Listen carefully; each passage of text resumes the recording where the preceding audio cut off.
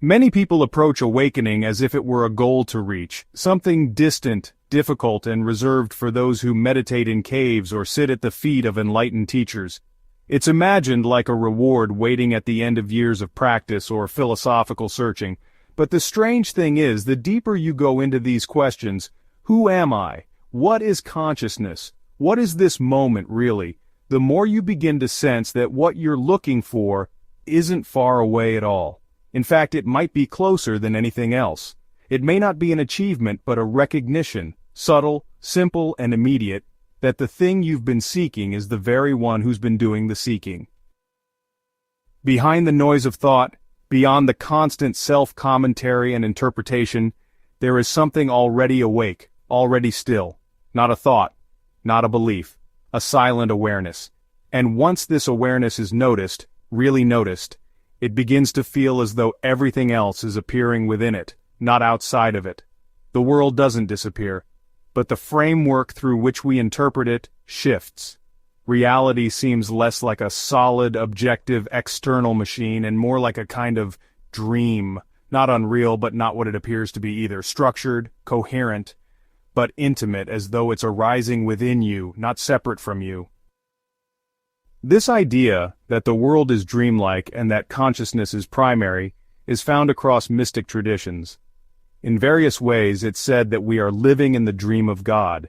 At first, this may sound like metaphor, like poetry or myth, but for some, it becomes a literal living insight. Just as you in your sleep create entire inner worlds with people, weather, physics, emotion, and storylines, so too it is suggested the infinite creates this world. You are not merely a character in that dream, nor are you someone God is watching. You are something God is being, not separate from the dreamer, but a point of view within the dream, conscious, alive, aware. However, this is not the only way to understand consciousness. In fact, the mainstream scientific view says almost the opposite, that consciousness is not primary, but an emergent property of physical processes in the brain. In this model, consciousness is what happens when neurons fire in complex patterns. The self is a kind of internal model built by the brain to organize experience and drive behavior. Our sense of I is, from this view, an evolved illusion, an adaptive trick that helps a biological organism survive. And there is plenty of evidence to support this. We can observe how specific kinds of brain damage erase memory, alter personality, or eliminate a person's sense of self entirely. We know that shifts in chemistry, from drugs, trauma, or sleep, profoundly alter our conscious experience. If you change the brain, you change the experience.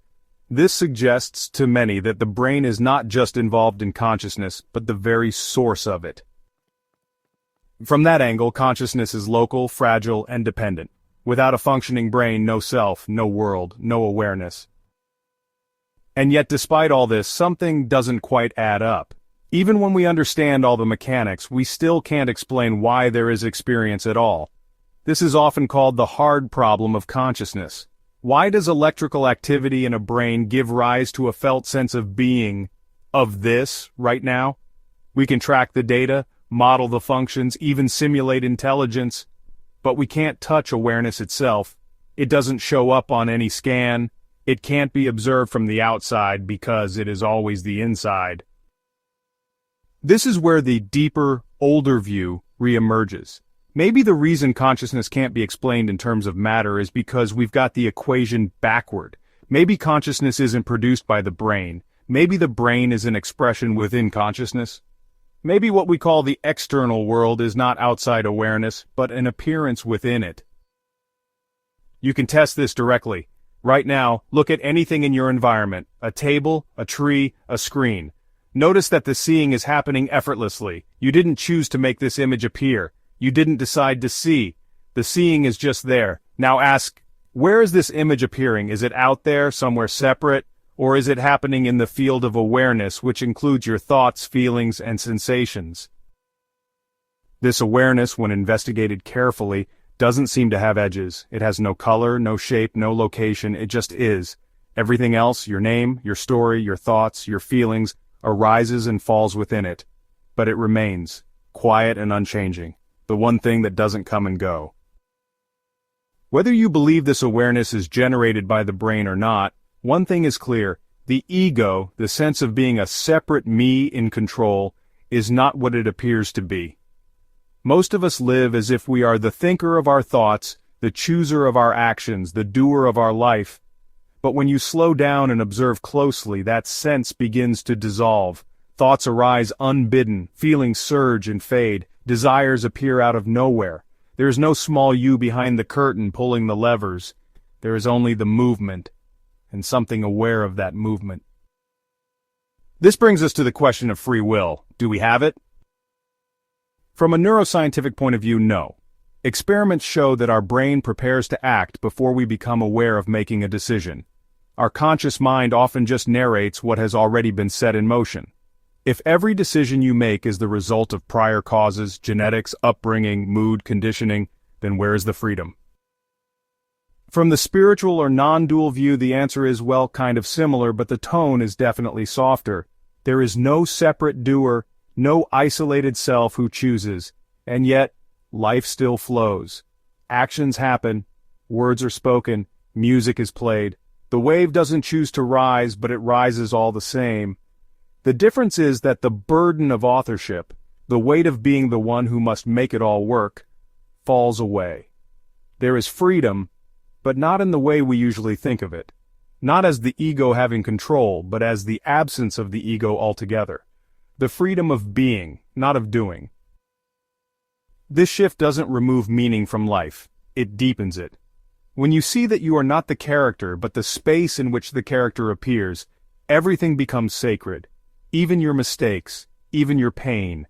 Addiction, anxiety, grief. These are not flaws in your design. They are parts of the dream where the illusion of separation is especially strong. But even there, something watches, something knows. These difficult places are not signs that something has gone wrong. They are invitations, signals, pockets of density where the dreamer may begin to stir again. When we fight these things through willpower alone, we reinforce the illusion that there is a separate self who must win or lose. But when we let awareness meet them as they are, not fixing, not judging, just seeing, then something begins to loosen. The knot unties itself, not by force but by recognition. You are not the contraction, you are the space in which it unfolds. So what does it mean to live in this dream? If everything is arising in awareness, if there is no separate doer, if consciousness is the real ground of being, does anything matter? Yes, but not in the old way. Not in the way of ego striving, achievement, comparison. Life matters because it is here, because it is happening, because it is the infinite looking out through your eyes. The dream is not fake, it is beautiful, mysterious, painful, tender, full of movement and stillness, light and shadow, love and forgetting. Even if the brain is the engine behind the experience, even if awareness depends on matter to arise in this form, it doesn't reduce its mystery. The fact that this experience is happening at all, the fact that you are here, asking, sensing, wondering, is extraordinary. And if consciousness is primary, if all of this is arising in some deeper field of awareness, then you are not a thing trapped in the world. You are the world. You are not in a body. The body is in you. You are the light in which this dream appears. You don't need to believe this. You don't need to reject science or adopt any metaphysics. You only need to look, to notice, to be still enough to hear the silence underneath the noise, the presence underneath the person. You are not the one struggling to wake up. You are the one who is already awake, dreaming you are asleep. And even now, the light behind the dream is beginning to shine again, through you,